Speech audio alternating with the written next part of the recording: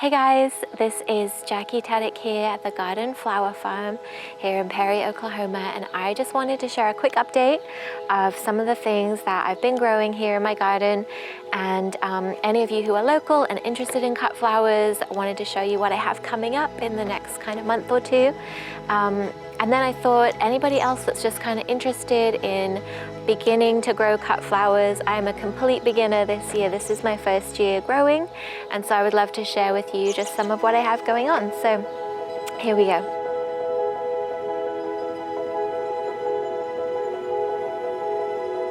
So I'll show you what I have growing here. Right now a lot of my seedlings are still pretty small, but I'll show you some photos of what they're hopefully going to look like once we have blooms.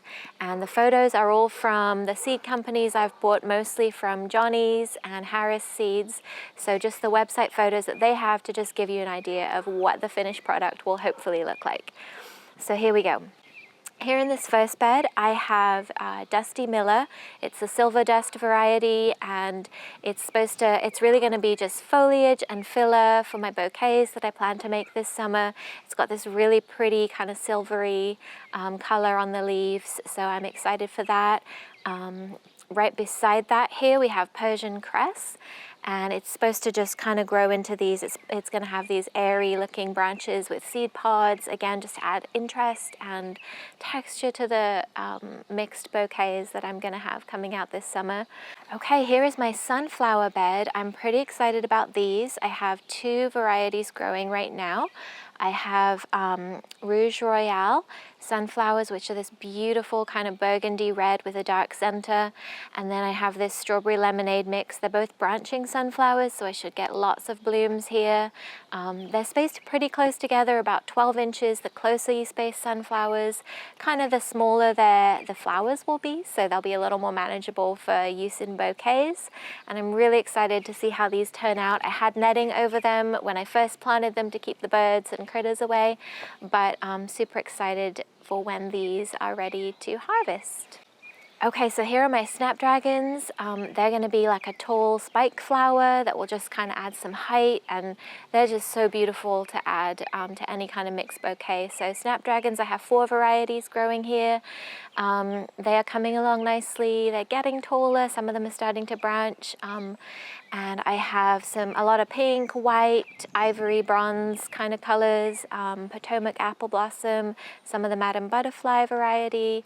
I'm super excited for these. Next over we have Carnations. They're this really pretty blush pink variety. They were a little tricky to grow at first. The stems almost kind of flop over and lay down in the dirt, but now that they're planted out, they look a lot happier. They're doing really well, finally gaining some height, so I'm excited for those. Okay, so this bed is a little bit of an experiment. This one is all direct sown. Most of my flowers I started indoors from seed. These ones though, I've just direct sown all out in this raised bed. Starting off with here, I have a couple varieties of basil. Basil, as they say here in Oklahoma. Where I'm from, we call it basil, but I've got the dark purple opal variety and the cinnamon Asian basil. Again, this is just going to be some really pretty greenery for bouquets, a lot of kind of just add that fragrance, that texture that we love in mixed floral bouquets. I've got some dill right here. Bouquet Dill. I've got a couple varieties of Ami. It's kind of both the dill and Ami. It'll be these kind of umbrella shaped flowers. I've got the Ami in white, and there's a Dara Ami that's like a purpley color.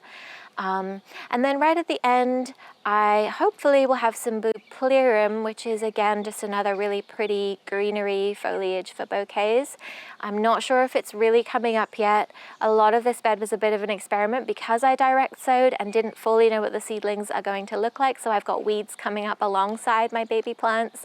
I've kind of had to leave some of the weeds until I'm sure of what is growing where. But hopefully I'll have some Bouquet too. I've recently learned it's more of a cool loving flower, and here in Oklahoma we've already hit temperatures in the 90s, so I'm not sure how well it's going to do. But this bed is a bit of an experiment, direct sowing a lot of my fillers and greenery. Okay, so here I have growing my Celosia, and I have two varieties, the Pampas plume and the flamingo feather. This is another spike flower, so all different colors, kind of reds and pinks for the flamingo, and it's just gonna, again, just add so much beauty, interest, texture, a little bit of height to the bouquets when that is ready. Next up, we have Zanzibar Carthamus. I believe it's commonly known as safflower. I've never grown this one before, but the flowers just kind of jumped out at me as something just super pretty to just add a little bit of something. I'm hoping to mix them with my sunflowers. I think they'll look really pretty together, the yellows and oranges, especially as we get into the fall, just all those lovely fall colors. I can't wait to see how these do. Here at the back of my garden, I have some Erin GM. This is just a really interesting flower. I think it's super pretty. It's kind of like a thistle type flower. This one is the white glitter, and it also comes in a really pretty blue, which I couldn't find seeds for this year, but I'm hoping I can get some for next year's growing season. But this Erin GM, it's just supposed to be yeah, just this really kind of unique, a little bit unusual looking flower to add to bouquets. So here I have my Gomphrena. I have it in pink and also just different shades of kind of pinky purple. I think I have some white in there. And Gomphrena, I think it's also called globe amaranth, and it's just this really pretty kind of round globe shape, ball shaped flower that just is super fun, adds so much to mixed bouquets. And over here, this bed I am so excited for and also a little bit nervous about. These are my dahlias. I've never grown dahlias before, but I have 19 different tubers that are planted out here. Most of them were already beginning to sprout before I planted them. Just waiting, checking on them every day as the weeds are growing. I haven't seen them like push up out of the soil yet, but I have all different tubers, different varieties of dahlias, all different kinds, different shapes, different colors. So I just cannot wait for these guys to start growing. They should be blooming, I hope, kind of late summer, and they're just going to add so much to my bouquets if I can get them to live and make it that long. So I'm really excited for the dahlias. Okay, so finally, this long bed, I have this out at the back of my garden. This bed is about 60 feet, and all of this I've direct sown. It was a little bit of an experiment as well. I really wish that I had sown some of these started indoors, as I didn't get them into the ground as early as I would have liked.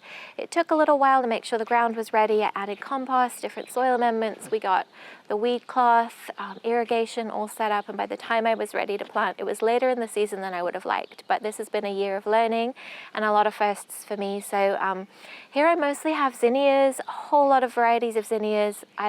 They're absolutely gorgeous, just so simple, and so many people grow zinnias, but I just can't get enough of them. There's so many beautiful varieties out there. So I have a lot of the salmon and white and blush colors, Oklahoma mix, the Bean Aries giant zinnias. I just cannot wait until they are ready. And I have a couple varieties of cosmos planted here. I also direct sowed some amaranth. I have the hot biscuits, kind of this browny gold sort of a color, the red spike, another spike flower, and then coral fountain. I don't know what I'm going to do with it yet, but I couldn't resist planting some because I think it's just so unique, so unusual, so beautiful, and adds this drama to mixed bouquets that I can't wait to experiment with. So all my amaranth is out here. I also planted marigolds here, and then straw flowers. Again, straw flowers, I just love the look of the kind of papery, sort of old-fashioned look of the blooms. I'm not sure if they're going to succeed. I did have some I started early indoors, but unfortunately they all died. And so I've tried direct sowing some straw flowers. I don't know if they're going to survive. I think they prefer cooler temperatures than we're already having here in Oklahoma. So a bit of an experiment to see if they grow. If these don't make it this summer, I'm going to try fall planting to get some early next spring, because I just really love straw flowers. So that is most of what I have out here in the bed. I've still got some space for another succession of sunflowers later in the season, another succession of some more of my summer annuals too, so we can have hopefully flowers blooming here right up until frost. So thank you so much for watching. That is most of what I have growing here at the Garden Flower Farm. I am just really excited to see everything start blooming and really continue growing. I'm going to hopefully put out another update video once my flowers really start blooming, as I'm ready to start putting bouquets out there. So if you're local, be on the lookout for that. If you're not local, if you want to tune back in and see some of my successes, probably failures too, as I'm figuring out what works and what doesn't work here at the Garden Flower Farm in Oklahoma. I'm excited for this season of flowers.